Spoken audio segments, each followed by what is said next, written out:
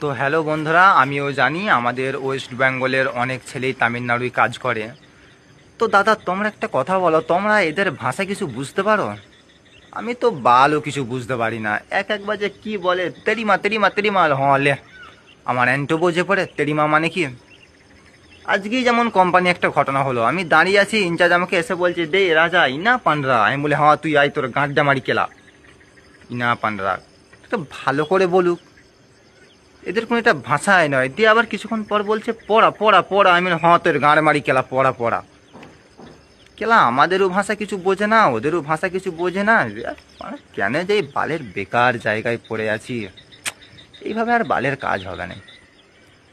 তো যারা যারা এখানে কাজ করো তামিলনাড়ু, তো তারা আশা করছি ভালো করেই জানবে যে এই খানকি ছেলেদের ভাষা কেমন একটা, মানে ওদের ভাষাই কিছু বোঝা যায় না। এদের এটা কোনো কেলা ভাষাই নয় কেলা।